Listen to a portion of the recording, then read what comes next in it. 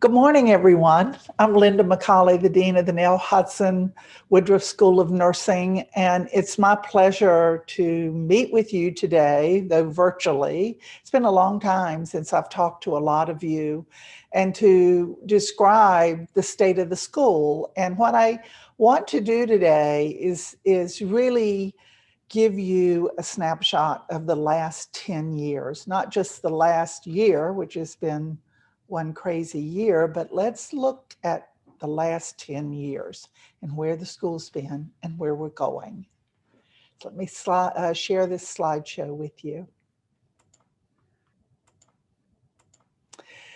So when you look back over the last 10 years, we've seen tremendous accomplishments and growth. In 2010, we were 26th in the US News and World Report for graduate schools. Today, we're number 5.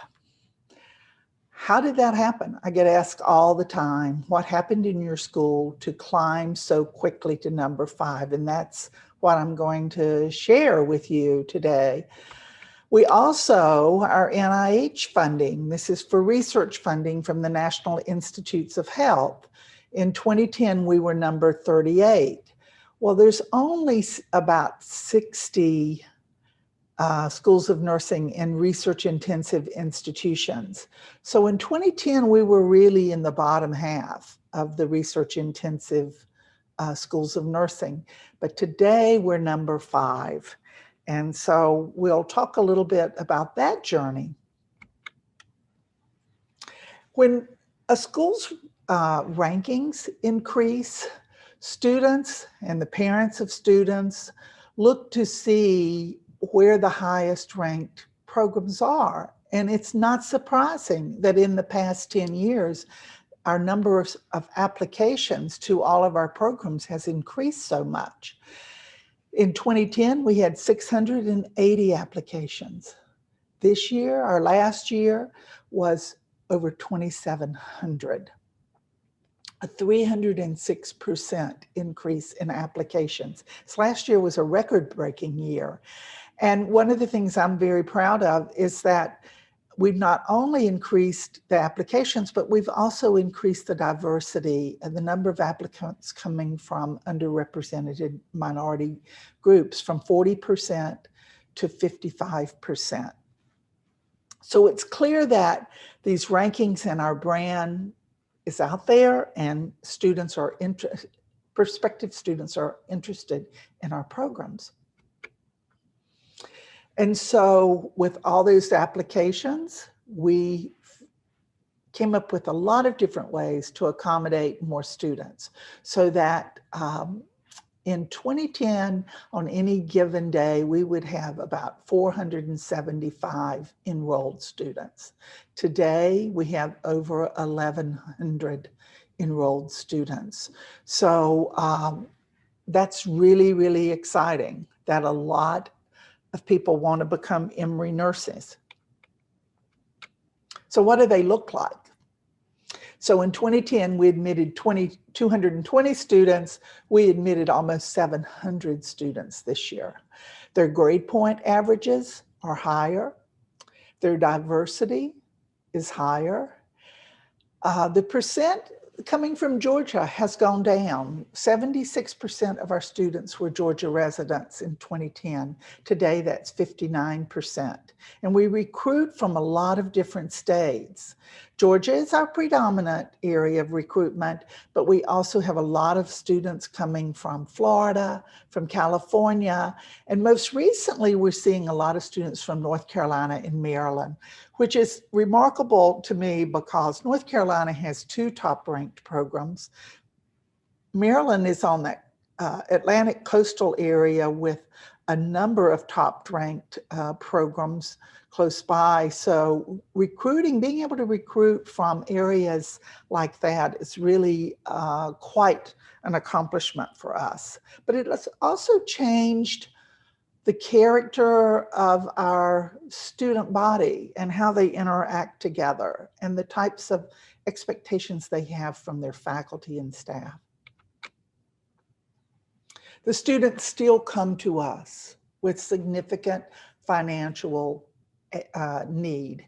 And I want you to know that while our numbers of students have increased, our investment into scholarships and financial aid has also increased almost 200%, from 3.5 million in 2010 to almost 10 million today. And so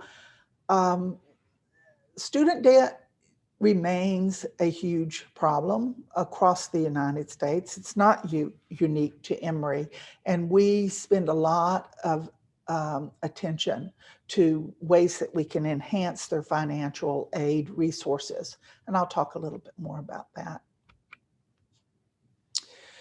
But in 2010, we gave out 628 need and merit-based scholarships to 300 students.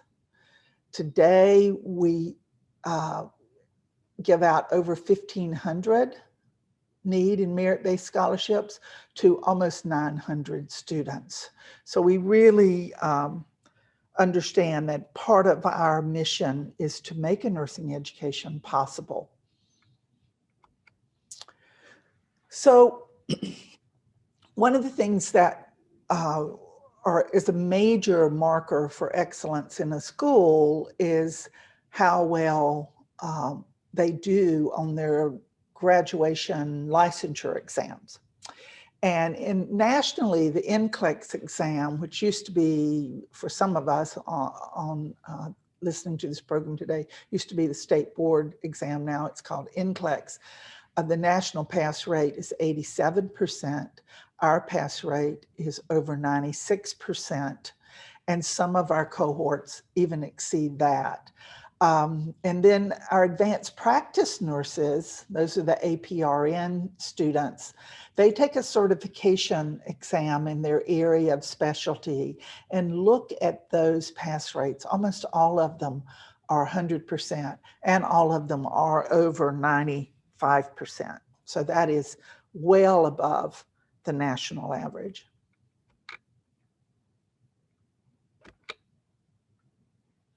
One of the things I'm really excited about, and I think sometimes it's not so obvious, is how important the alumni base is to the sustainability of a school. There's nothing very positive about having a small number of alums. Our alums are the critical group to take forth the message of how wonderful Emory University is and the education that they received when they were here. So in 2010, in the history of the school, we had just over 6,000 alums. And now we're at 8,600 alums. But we have so many students in the pipeline. And if we continue just the same growth that we've had, by 2030, we will have almost 20,000 alums working all over the United States, talking about how wonderful their education was that they received at Emory. So it's critically important to us.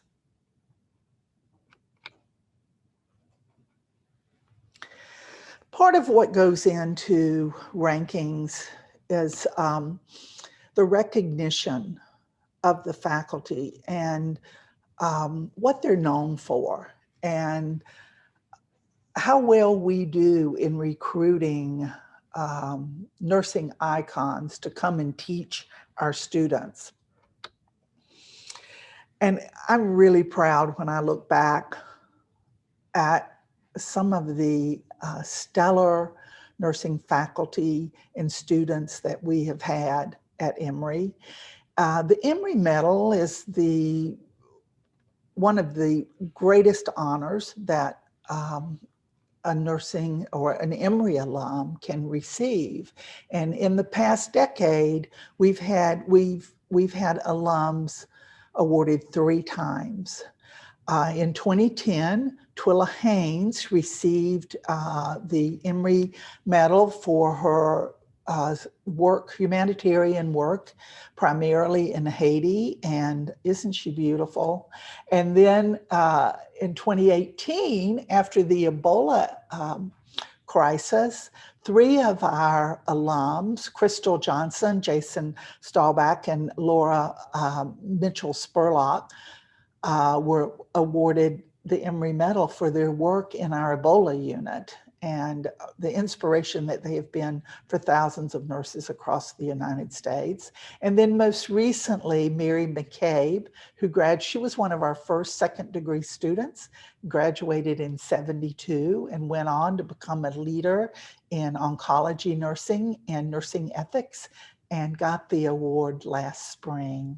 So these stellar accomplishments just are examples of what goes in to our rankings and what people know about the school nationally.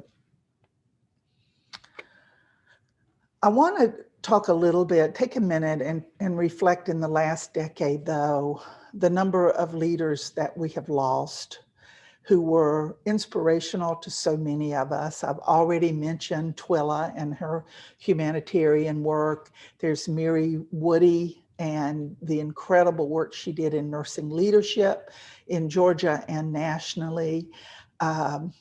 Maggie Gilead began so many diversity initiatives in the school and helping to make sure all students felt like they had a place in the school and were successful.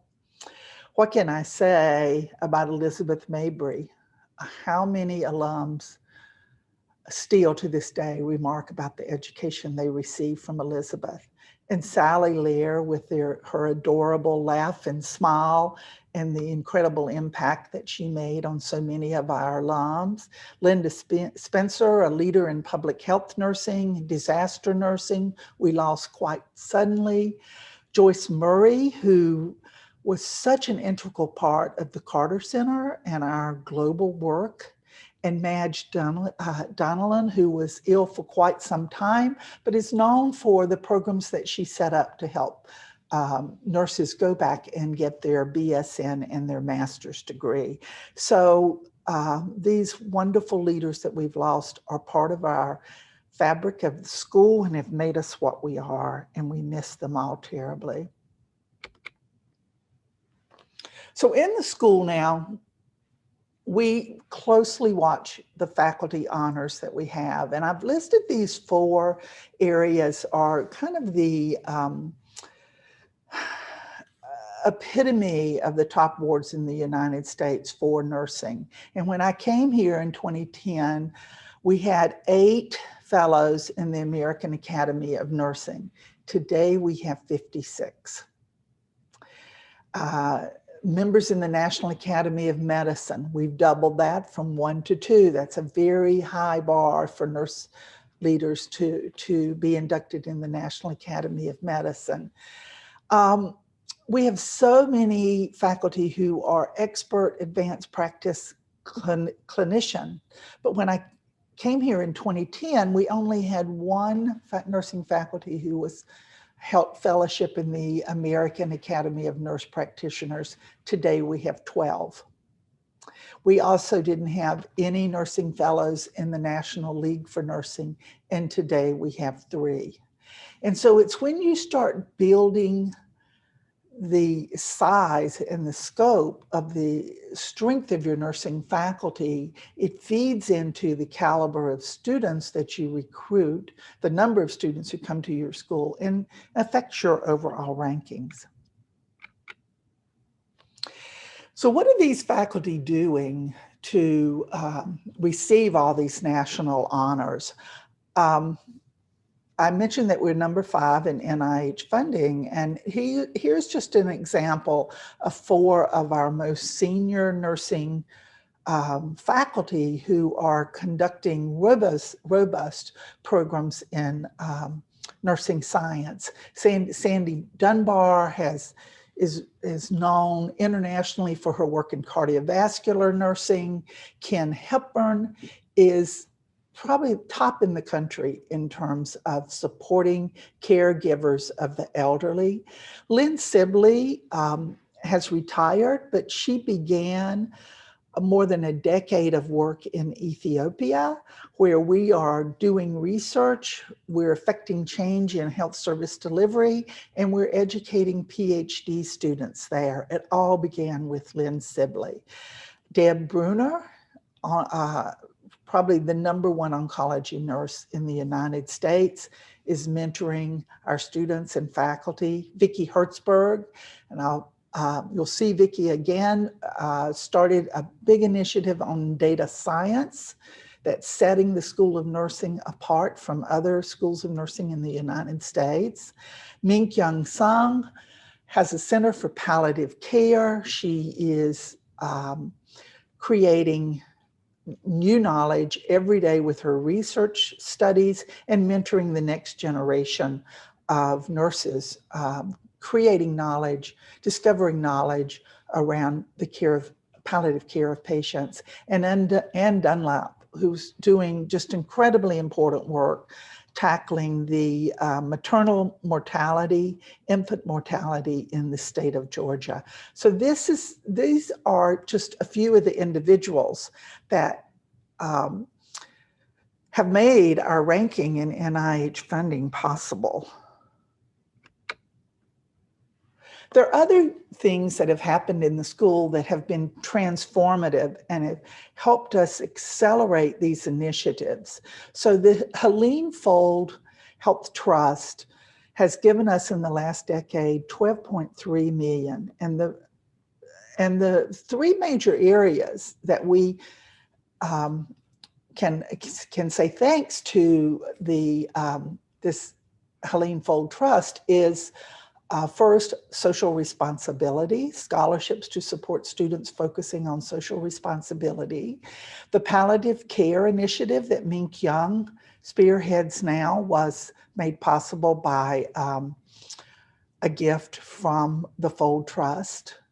And then scholarships in general for our nursing students.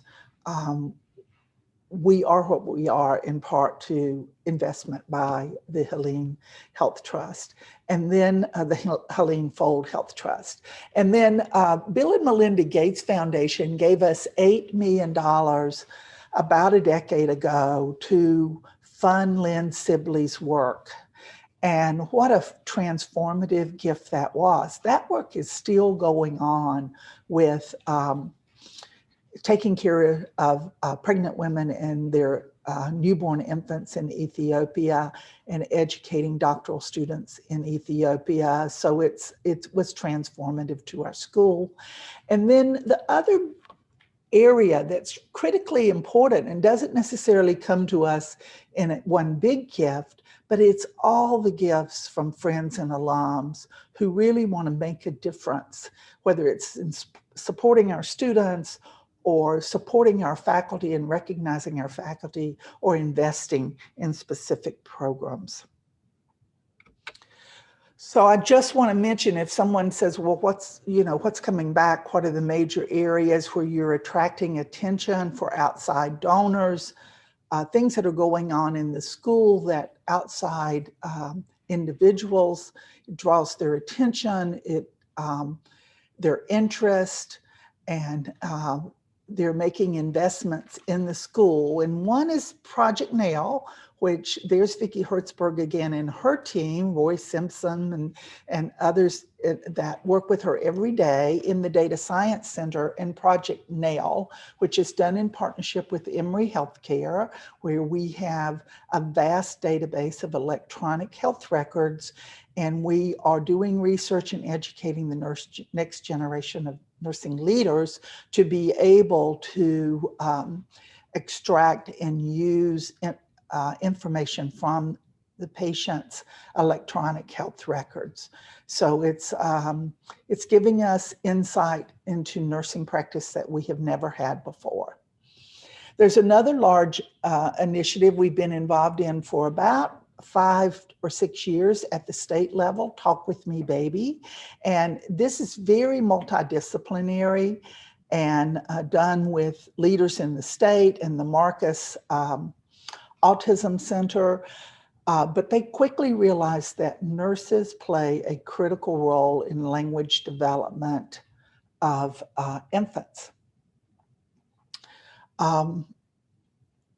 And given that important role, they're outside investors and groups that are interested in continuing to invest in nurse-led initiatives in that area. And the third area that's critically important is our integrated memory care clinic run by Carolyn Clevenger. And that's a nurse-managed model of care for families, patients and families with Alzheimer's and different types of dementia, in that horrible downward spiral that families have to go through when their beloved family members are diagnosed with cognitive diseases. So critically important recognition of the role that nurses play. So where do our graduates go? I remember when I first came to Emory, someone said to me, well, you don't prepare nurses to work at the bedside, do you? And that's just not true. I mean, our undergraduate students go to work at the bedside, and they go primarily, if they stay in Georgia, you're going to see them at Emory, you're going to see them at CHOA, you're going to see a lot of our graduates throughout the city, North Side, and then Piedmont, Grady, the VA. So a lot of our graduates stay in Atlanta and work. Some of our APRN graduates also stay at Emory and go to CHOA and go to Northside, and also these other employers in Georgia. So yes, we prepare nurses to give care for people in Georgia. But they also go beyond. And these are the major employers of our graduates outside of Georgia. And so our undergraduates are most likely to go to Duke, to go to MedStar, which is in the DC area, or to go to Vanderbilt. But then there are other large academic centers that now have phenomenal nursing grads practicing there. And then our graduate students go to CVS. CVS is the largest employer of APRNs in the United States, so that's not surprising to see that. Novant Health is in North Carolina, so some of our students practice there. And there's Texas Children's. So if they're not working at CHOA, they'll go to Texas Children's. So it's great. We want our graduates both staying in Georgia, but also spreading the Emory brand all over the United States. So this is news that's right off the press. Today, Emory is the leading producer of RNs in the state of Georgia. So these are data from the degrees that were conferred in Georgia nursing schools in fiscal year 2020. So Emory University led with 365 graduates. Who ever thought that we could say that we prepare more nurses to practice than any other school in the state? That's an incredible achievement. Particularly, it's an incredible achievement when you think about the quality of the students that we're producing. So to accommodate this growth in applicants and students that are enrolled, we've developed new programs. The last decade has been a year of innovation and new program development, starting in 2010, and almost every couple of years, there's a new program going up. But a lot of that this program development is to meet specific needs that we're seeing in the workplace. So I'll tell you a little bit about some of these.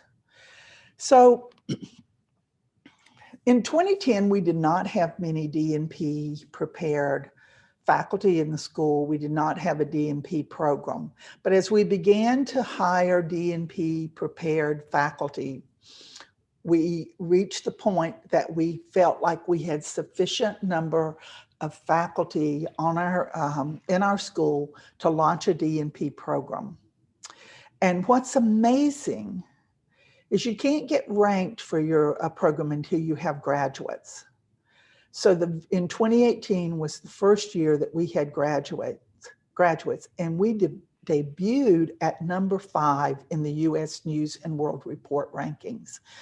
And that's just an indication of how stellar our faculty are and the resources that are available in the school and the reputation of the school. Now, most recently, we had 29 DNP degrees conferred next year, and we anticipate this will be an area of program growth.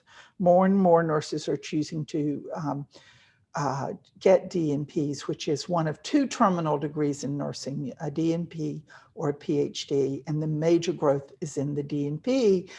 That degree prepares nursing leaders to work in practice settings and to be health systems leaders and to integrate knowledge into the delivery of care. After we got the DNP program, we were able to start a certified registered nurse anesthetist program and graduated our first cohort in August of 2020. And this is a picture of their smiling faces, and 90% of them passed their board exam. They all were immediately employed. One of the most exciting initiatives of quality and interest, the number of applicants to this program is growing rapidly.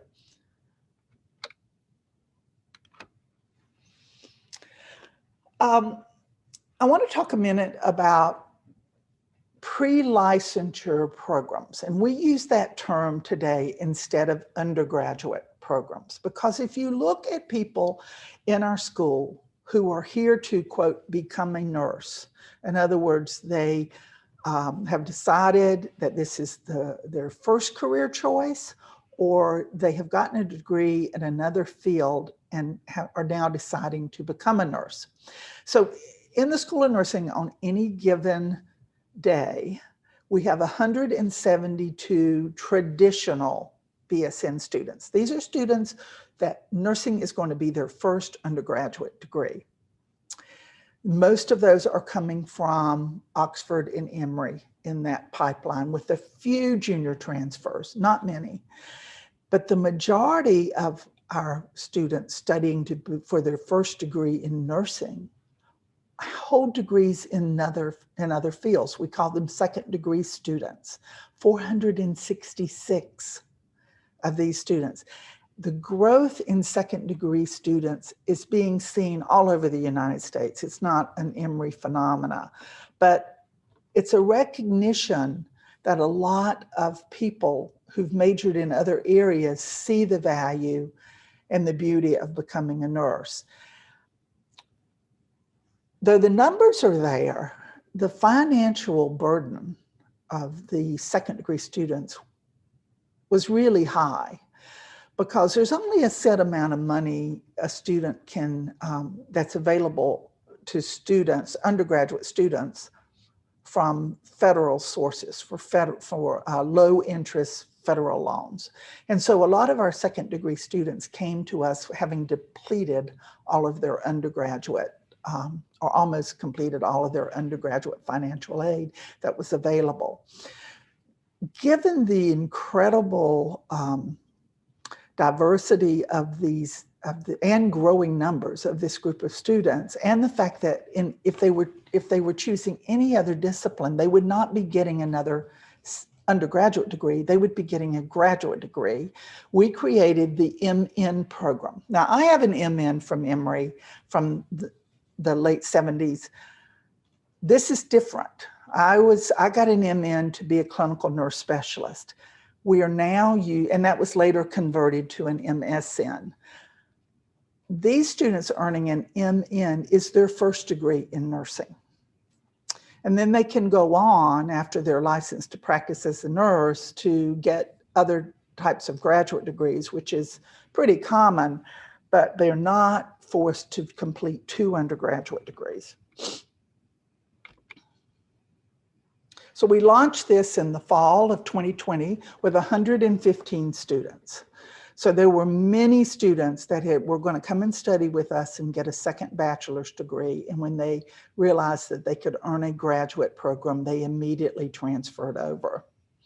We have other things. So we admitted a fall entry in the MN program. We have a program starting enrolling in January, that's MN, and then in May, we'll have another cohort coming in for the MN program. So this will quickly become one of the largest, if not the largest program in the school. I also want to talk about the distance ABSN and why we did this. There's so many students who want an Emory degree, stellar students, but who cannot physically locate and study in Atlanta. And so we started a pilot program of enrolling stellar students from other states who would come to Emory for intensive on-campus experiences, but would do most of their clinicals in their state and optimally stay in their states.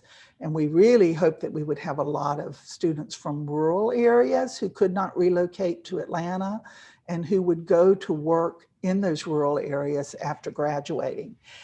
Because, well, it's a great program with great students, but COVID also, when COVID-19 hit, the applications to this program skyrocketed, 385% this year over last year. It is our most competitive program because we don't admit many students to this because it's has such a special mission and it's very individualized because these students are coming and coming from different communities and states, but staying in those states.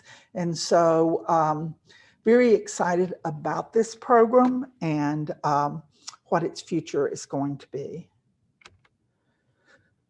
In Emory, we did in partnership with Emory Healthcare, and these students enroll in January with the understanding that they will have a Emory Healthcare intensive education and will be guaranteed employment at Emory Healthcare upon graduation and passing NCLEX. So we started this last January with 34 students. They had 100% NCLEX pass rate, and this January, we expect the cohort size to double. So it's been a very popular track for students to come into our school. So that's a little bit on individual programs and tracks within the school, how we've accommodated the growth with kind of individualizing our tracks. So not all students are sitting in the same classrooms together all the time. There's a lot of different tracks going on. But something that did affect every single track in the last decade was Ebola and COVID-19. And I showed you the picture of the Emory medalists that were the Ebola nurses. And it's framed the way that we address the critical issues of the day, that we are being seen as in the middle of infectious disease epidemics with our proximity to CDC and the infectious disease unit at Emory Healthcare. And so it is framed the way that we educate our students, and I think it has changed the vision that our graduates have for themselves when they leave our walls. So, where are we going? What's the next decade going to look like?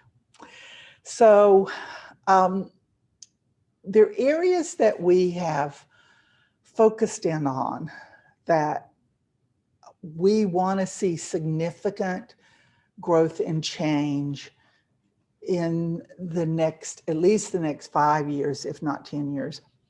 So I have here the future of nursing education.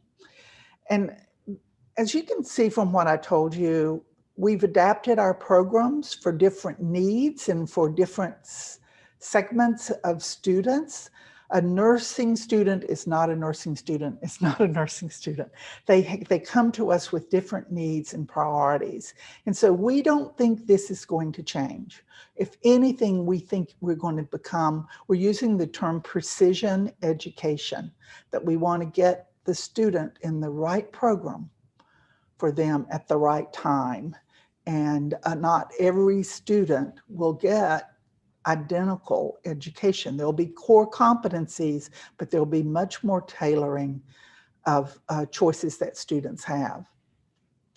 A second area is global strategies. So 10 years ago, we had the Lee and Carter Center, and we have shown incredible growth with giving our students immersion activities.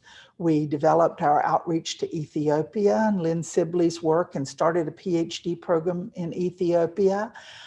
But we had not optimized everything that we needed to do globally. So we're going to actually invest in having more international students, more international postdocs, more international faculty working with us. And just this week, we held our first international conference around the impact of COVID-19 on research programs. We had 350 participants from across the globe, and we really want to be seen as a community that brings in global partners to hear about the best science, the best solutions to some of the challenges that we're facing. So I'm very excited about that partnership. It'll be the next era of the Lee and Carter Center, maintaining everything that's excellent about the Emory, the Lee and Carter Center, but adding to their portfolio. And then the third area this year, in addition to COVID-19, the social unrest in the country had incredible impacts on our student body and our faculty. You've seen the diversity numbers. We're a very diverse community. And we weren't really sure that we were investing to the extent that we should have, or that we could have, to meet the needs of all members of our community. So we have formed an Office for Diversity, Equity, and Inclusion with 2 new leads, for Benjamin Harris and Lisa Moorhead is leading that initiative. And we're already to the point of wondering how we ever functioned without that office.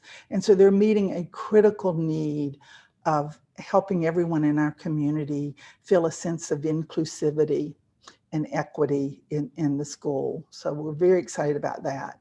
Innovation in data science. This is probably the 3rd time I've said data science. We do believe it is the next generation of new knowledge development.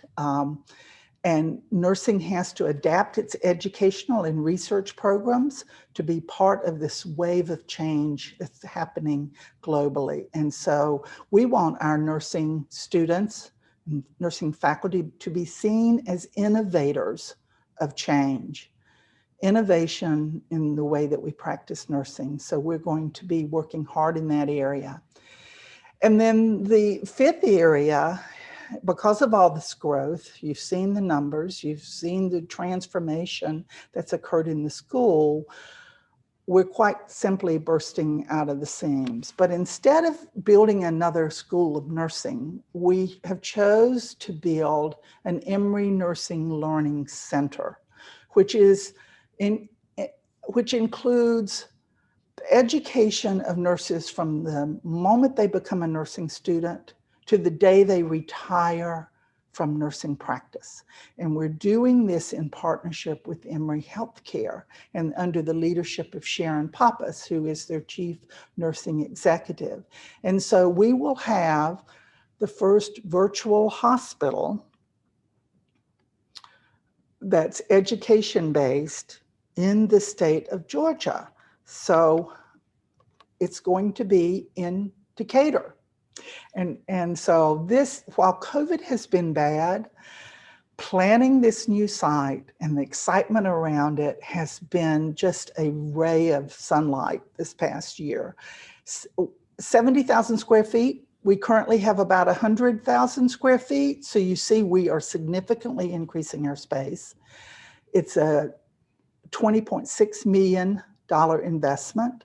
It's going to include major areas of simulation and skill development with classroom.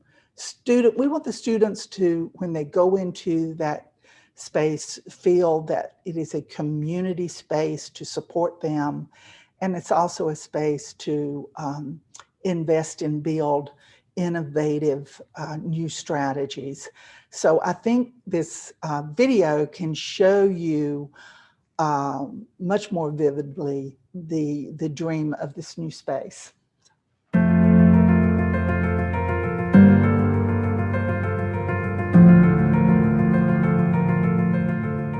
Since 1905, the Nell Hodgson Woodruff School of Nursing has evolved from a small training program in a 50-bed hospital to an internationally renowned school that now enrolls more than 1,000 baccalaureate, master's, and doctoral students each year.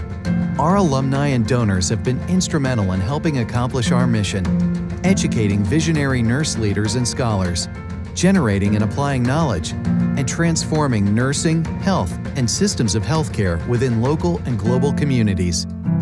You now have the opportunity to help us reimagine our future.